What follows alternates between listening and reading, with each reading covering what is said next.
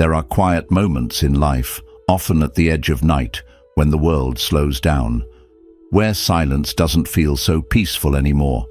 What once felt calm and comforting now feels dense, like the walls are gently pressing in. You sit in that old chair you've always loved, and instead of rest, your mind begins to stir.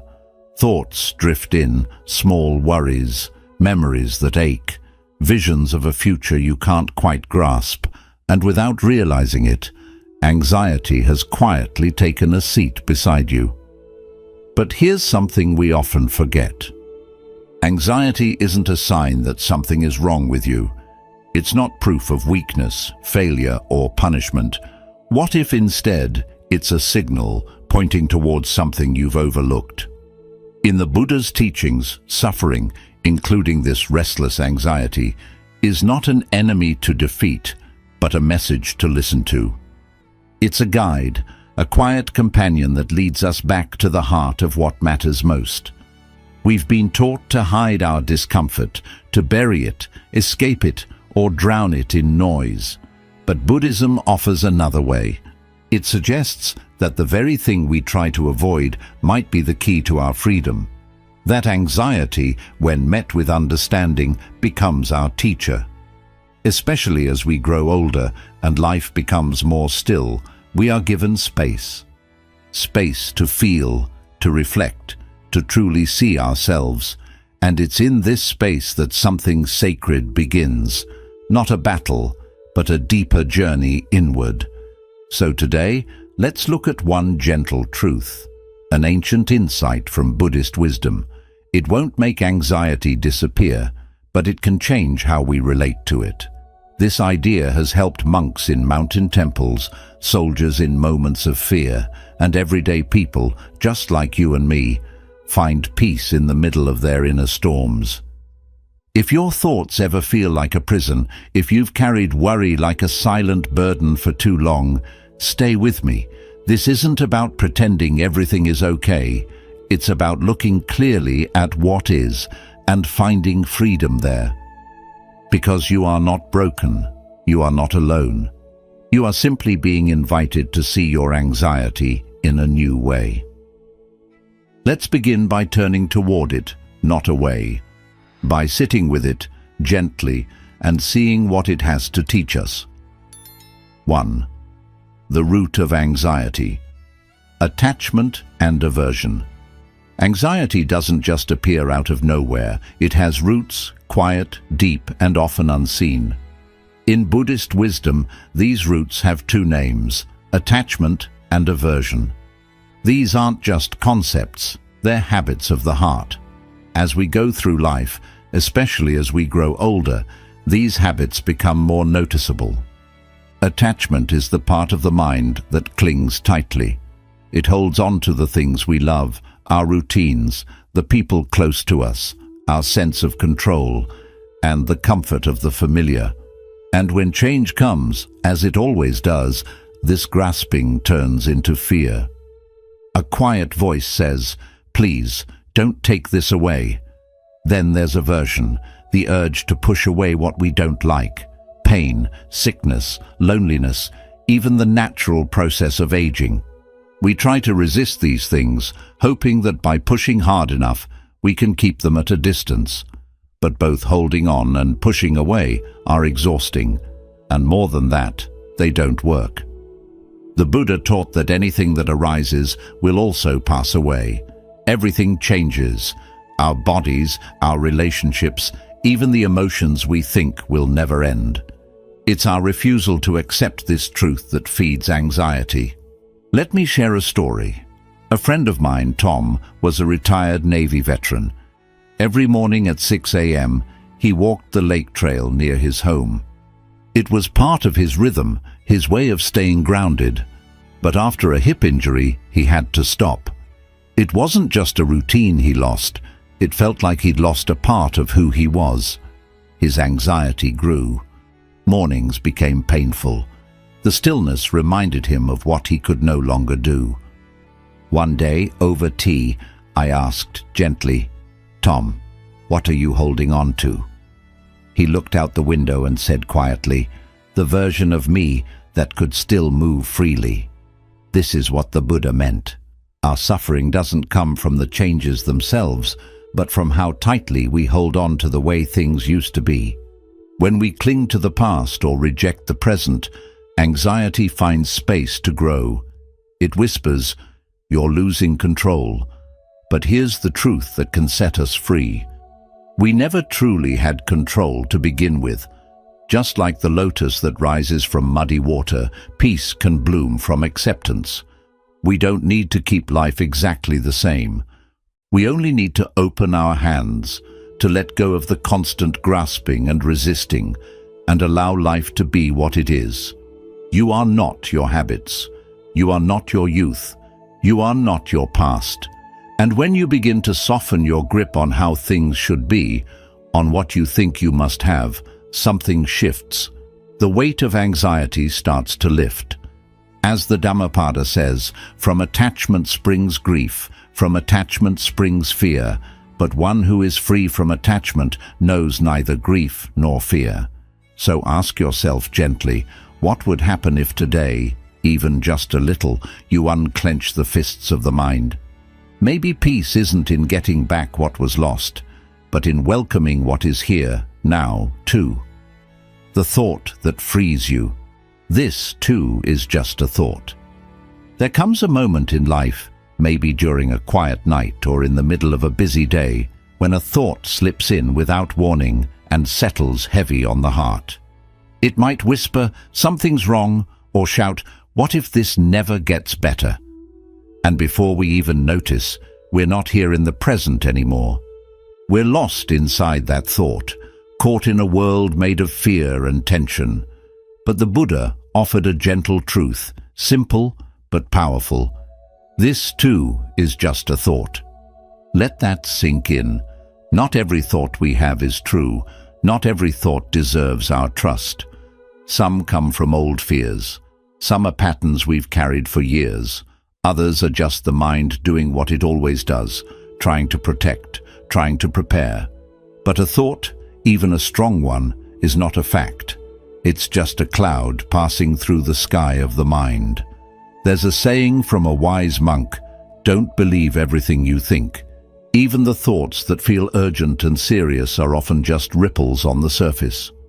When we learn to watch them without grabbing hold, we begin to feel something surprising. Space, calm, clarity.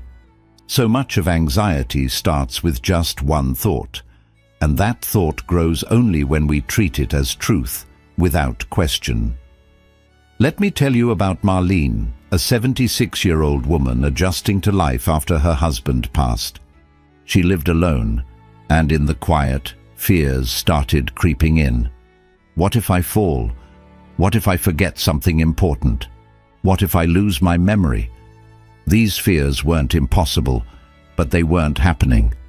They were just thoughts, arriving with a racing heart and a restless mind. Marlene began attending mindfulness classes at her local senior center. One day, her teacher asked the group to write down this sentence: "This thought is not me, it is just a thought." At first it seemed silly, but Marlene started using it. Each time fear visited, she whispered the sentence. Slowly, like a knot loosening, her anxiety began to soften. In Buddhism, this practice is called non-identification, the ability to see thoughts for what they are, temporary movements in the mind, not the truth of who we are. Your thoughts are not you. They come and go, like wind moving through trees. Some are helpful, many are not. But none of them define your true self. The practice isn't to fight anxious thoughts or feel bad for having them. The practice is to notice them, to gently say, "Ah, there you are, thought, I see you. But you are not reality, and you are not in control." This may seem small, but it changes everything. You shift from being inside the storm to quietly standing beside it. As the great teacher Ajahn Chah once said, "If you let go a little, you'll have a little peace. If you let go a lot, you'll have a lot of peace. If you let go completely, you'll be free." So next time anxiety rises, try this. Take a breath, soften your heart, and say gently, "This too is just a thought." No resistance, no panic. Just a moment of truth in the middle of the noise. 3. Mindfulness, anchoring in the present moment. Anxiety often starts in small ways: a slight unease while sipping tea, a tightness in the chest while folding clothes, or a nagging feeling that something isn't quite right, though nothing has happened. For many older adults, especially those who live alone or follow quieter routines, this subtle anxiety can slip in like a chill breeze under the door. It's not loud, but it lingers, pulling the mind away from the peace of the present moment into the shadows of past regrets or future worries. But there's a way back. Mindfulness, as taught in Buddhist tradition, offers a path back to the now, back to our bodies, our breath, and to the only place where true peace lives, right here, right now. Mindfulness isn't about clearing the mind or forcing stillness. It's about noticing, gently, lovingly, the sensations in your body, the rhythm of your breath, and the ebb and flow of your thoughts. It's about being where your feet are, instead of getting lost in memories of the past or anxieties about the future. The Buddha said, "Do not dwell in the past. Do not dream of the future. Concentrate the mind on the present moment." And this simple teaching directly addresses anxiety. Anxiety is always trying to pull us forward, into the future, into what might happen, into what we're afraid of. But the present moment asks nothing of us, except that we show up and simply be here. Let me share a story about an elderly man named Frank. Frank was a retired carpenter, quiet and kind. After his wife passed, the silence in his home became unbearable. Small worries turned into spirals. What if I forget something? What if I fall and no one is there? What if I become a burden to my children? These thoughts took root in the long, lonely hours. Each breath became an anchor, each step a meditation, each moment a chance to return to peace. Frank practiced 5 minutes a day, sitting in his garden, hands on his knees, eyes soft, breath steady. He didn't try to clear his mind. He simply watched his thoughts pass by, like clouds in the sky, and over time those clouds grew lighter. This is the power of mindfulness. It doesn't promise to remove our challenges, but it teaches us to sit with them without fear. It helps us realize that we are not the storm. We are the sky that holds it. Mindfulness is also forgiving. If you drift into thought, that's okay. The moment you notice, you've already returned. That noticing is the practice. That return is the victory. So, if anxiety visits during the quiet of your day, offer it no fight. Instead, offer your breath. Ground yourself in what you can feel, your feet on the floor, the warmth of sunlight on your skin, the rhythm of your inhale and exhale. This isn't about denial or escape. It's about a sacred act of coming back to yourself. As Zen master Thich Nhat Hanh reminds us, feelings come and go like clouds in a windy sky. Conscious breathing is my anchor. Try it now. Take a deep breath. Feel it pass through your nose. Feel your chest rise. And as you exhale, gently say to yourself, "I am here, and here is enough." 4. Compassion. The kindness that softens anxiety. There's a voice that often accompanies anxiety, but it's not the voice of the world around us. It's the voice we carry within. The inner critic whispering, "Why are you like this? You should be stronger. You're a burden." Over time, that voice chips away at our spirit, not just with fear, but with shame. In Buddhist teachings, there's a gentle yet powerful antidote to this: compassion, and not just for others, but for ourselves, especially for ourselves. Many older adults grew up in times when emotional needs were overlooked, when resilience meant hiding pain, and when self-sacrifice was considered noble. You took care of others, children, partners, aging parents, while quietly pushing your pain and needs aside. Now perhaps, as life slows down and there's more space to feel, everything you've suppressed rushes in.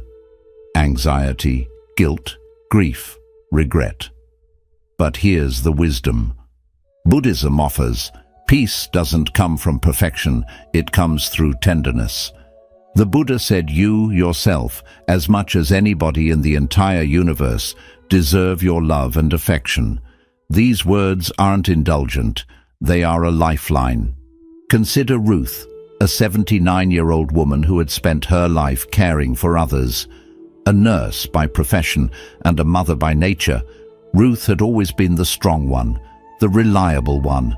But after retirement and the loss of her sister, Ruth began to experience waves of anxiety. She felt embarrassed. "Why now?" she asked. "I've always kept it together." During a mindfulness retreat at a local community center, a Buddhist teacher invited everyone to place their hands on their hearts and silently repeat the phrase, "May I be kind to myself in this moment. May I accept myself just as I am."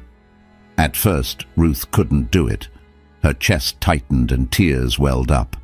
It felt foreign, even selfish. But the teacher gently reminded her, self-compassion isn't about ego. It's about softening. It's about not turning away from your own pain. That moment marked the beginning of Ruth's healing, not because her anxiety vanished, but because she stopped fighting it alone. She began writing letters to herself, forgiving the parts of her that were too tired to keep going, too overwhelmed to explain, too hurt to reach out. Slowly, she started to feel whole again. In Buddhist practice, compassion is considered the medicine of the heart, and like any medicine, it must be taken regularly, especially when suffering arises. Here are some gentle ways to practice self-compassion in daily life. Speak kindly to yourself, especially when you feel afraid or anxious. Replace "what's wrong with me" with "this is hard and I'm doing the best I can." Place your hand over your heart during anxious moments. It's a simple act of care, reminding you that you are not alone. Offer yourself the same grace you would offer a dear friend. If you wouldn't say it to them, don't say it to yourself. Acknowledge your efforts. You've survived so much. You're still learning. That matters. Compassion doesn't fix everything, but it transforms the way we move through everything. It changes anxiety from something that feels like a prison into a path that walks alongside your pain, rather than fighting against it. Thich Nhat Hanh said, "When you love someone, the best thing you can offer is your presence.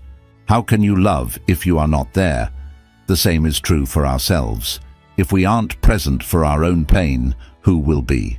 So the next time anxiety comes knocking, meet it with kindness. Offer it a cup of tea. Sit beside it. Ask what it needs, not so you can fix it, but so you can hold it gently, like a child who's frightened in the dark. Sometimes all our inner world needs is to know that someone is still listening. 5. The thought that destroys anxiety. This is not mine. This is not me. This is not who I am. There are moments, often quiet and piercing, when anxiety wraps itself around us so tightly that we start to believe it defines us. The racing heartbeat, the endless thoughts, the restlessness. They feel less like something we're experiencing and more like who we are. In these moments, it's easy to think, "I am anxious," rather than recognizing that anxiety is merely a passing wave, not the vast ocean of our being. But over 2,500 years ago, the Buddha shared a profound teaching that offers a way to free ourselves from this suffering. A thought so simple, yet so powerful, that it can dissolve anxiety's grip the way sunlight dissolves fog. That thought is, This is not mine. This is not me. This is not who I am. This phrase isn't about denial. It's about liberation. It doesn't resist anxiety. Instead, it gently lets go of the false belief that we are our suffering. The Buddha's teachings on non-self, as described in the Anatta Lakkhana Sutra, remind us that we are not the thoughts, feelings, or sensations that pass through us. Just as the sky is not the storm, we are not our anxiety. When we cling to fear, thinking it is part of our identity, it gains power. But when we tell ourselves, "This is not me," we reconnect with our true nature, vast, peaceful, and unbound. Let me share the story of Walter, an 82-year-old widower who had been struggling with anxiety ever since his wife passed away. He described it as a gnawing feeling in his chest, a sense of dread he couldn't pinpoint. It would come and go, but when it arrived, it consumed him. "It feels like I'm disappearing into the fear," he once said. One afternoon at a local mindfulness group, the instructor led a meditation based on the Buddha's teaching of non-identification. She guided the group through waves of sensations and emotions, softly repeating the words, "This is not mine. This is not me. This is not who I am." Walter sat quietly, hand over heart, silently repeating these words in his mind. As the tension in his chest began to loosen, something shifted within him, not all at once, but enough for him to take a deeper breath. In the weeks that followed, Walter practiced this teaching daily. When anxiety would appear, instead of fighting it or succumbing to it, he would acknowledge it gently. "Ah, here it is again," he'd think. Then he'd breathe deeply and remind himself, "This too shall pass. This is not who I am." Each time, the storm of anxiety became a little less intense. The beauty of this teaching is that it doesn't promise to make anxiety disappear. Instead, it offers freedom within it. The Buddha didn't say we wouldn't face fear or sorrow. What he showed us was how to stop suffering unnecessarily because of them. Let's break the phrase down. This is not mine. This means we don't claim ownership over the emotion. It's not ours to defend or hold on to. It's simply something arising, like a wave on the ocean. This is not me. This points to the deepest truth. We are not defined by our emotions. We are the observer, not the turbulence. We are not broken or flawed. We are the awareness watching everything unfold. This is not who I am. Our identity is not shaped by fear, anxiety, or sorrow.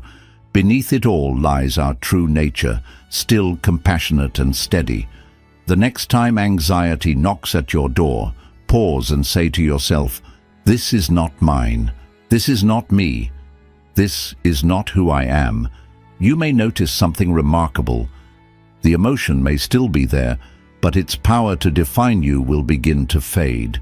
You shift from being inside the storm to becoming the sky that holds it. Thich Nhat Hanh once said, "Feelings come and go like clouds in a windy sky. Conscious breathing is my anchor," and so it is with this thought. It becomes a light in the fog, a compass when you feel lost in your mind. As we grow older, this practice becomes not just helpful, but essential. Aging brings new uncertainties, unexpected loneliness, changing bodies, and the inevitable goodbyes. But none of these diminish who we are. The thought, "This is not mine, this is not me, this is not who I am," is not just for moments of panic. It's a mantra for liberation, for reclaiming our space, for remembering our essence, peaceful, aware, and eternal. In truth, you were never your anxiety. You are the calm that remains when the wave recedes. You are the sky that holds every passing cloud, and through it all, you are still here. 6. A guided practice applying this thought in daily life. It's one thing to hear a teaching that stirs the heart, that resonates deeply, like a refreshing breeze through an open window after a long, stuffy silence. But it's an entirely different matter to carry that teaching into the messiness of daily life, where the dishes pile up, the phone rings, the aches remind you of time passing, and the heart, oh the heart, still trembles at times. This is where the real practice begins. And yet it's also where the deepest peace can be found. The Buddha's wisdom was never meant to stay in lofty realms or as abstract ideas. His teachings were meant to be lived right here, in the marketplace, in our homes, on the path through the forest. So the phrase, "This is not mine, this is not me, this is not who I am," isn't something you save for meditation or spiritual readings. It's something to bring with you into the very fabric of your everyday life. Let's start with a simple but powerful practice, one you can do right now, even as you're listening. Find a quiet space, sit still, or if you're standing, feel your feet firmly touching the ground. Let your body relax just as it is, no need to push or force anything. Take a slow breath in, then gently breathe out. Let your breath feel like a soft hand, calming and grounding you. Now think of something that's been making you anxious. It might be something small, like a nagging worry, or something bigger, a choice, a regret, or a conversation that keeps repeating in your mind. Don't judge it, just hold it gently in your awareness, like a stone resting in the palm of your hand. As you stay with this feeling, quietly say, either out loud or silently in your heart, "This is not mine." Pause, let that settle. Then say, "This is not me." Pause again and notice the space beginning to grow between you and the emotion. Remind yourself, "This is not who I am," and breathe. With each time you say it, feel the hold loosening. Maybe just a little at first, maybe more as you keep going. You're not rejecting the emotion. You're simply observing it without owning it, without becoming it. Now, imagine your breath as a breeze flowing through an open house. It moves through the room of your worry, gently clearing the air, not pushing anything out, just creating space. The walls of the house remain strong and still. That house is you, steady, grounded, complete. The anxious thought is only a visitor. It may stay for a bit, but it doesn't live there, and it doesn't have the keys. This is the power of the practice. Now let's explore where you can bring this into your daily life.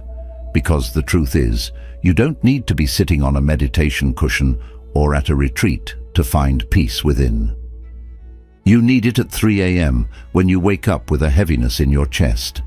You need it when your grown child hasn't called in weeks, and you start to wonder if you did something wrong. You need it when the ache in your joints reminds you that time is passing and not everything is in your hands. In those moments, don't aim for perfection, reach for presence. Breathe in and softly say, "This is not mine." Breathe out, "This is not me." Breathe once more, "This is not who I am." Then gently return to whatever is in front of you. Maybe it's washing the dishes, folding clothes, petting your dog, or simply listening to the wind rustling through the trees outside your window. In this way, the practice becomes part of your day. It's not something separate, it's how you move through life. And here's the beautiful part. The more you do this, the more your nervous system begins to recognize that you are safe now. You're no longer stuck in the past. You're not drowning in what-ifs. You're here, breathing, alive, and whole. Thich Nhat Hanh once wrote, "The present moment is filled with joy and happiness. If you are attentive, you will see it." This simple phrase, "This is not mine, this is not me, this is not who I am," is a bridge that leads you back to that joy. It's a quiet reminder that the real you has never been broken by fear. So the next time anxiety appears, don't run from it and don't push it away. Welcome it like a visitor you no longer fear. Offer it a seat, meet its gaze, and gently remind both yourself and the feeling, this is not who I am. Because the truth is, who you really are is the stillness beneath the storm, the space within the noise, and above all, love, always love, holding everything together. If you've stayed with me this far, quietly listening, heart open, perhaps even a little softened by this journey, then I invite you to pause here and simply breathe. What you've heard today isn't just a teaching, it's a doorway, a gentle hand on your shoulder, reminding you that anxiety is not a failure. It's not a sign that something is wrong with you.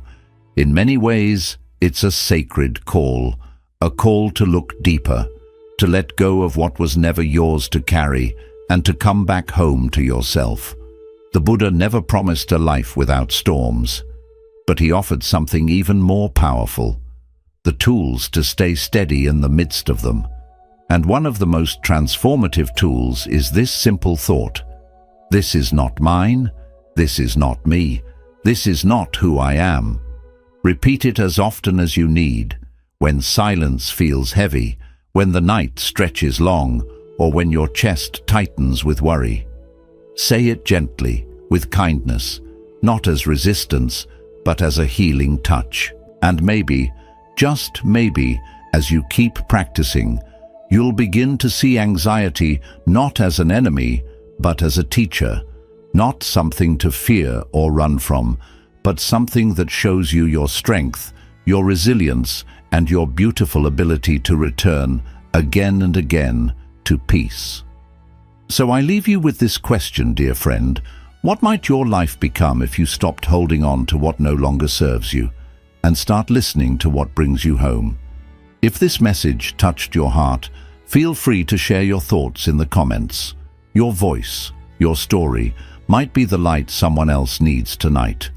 And if you'd like more reflections like this, rooted in Buddhist wisdom and spoken directly to the soul, don't forget to subscribe to our channel. You'll always be welcome here.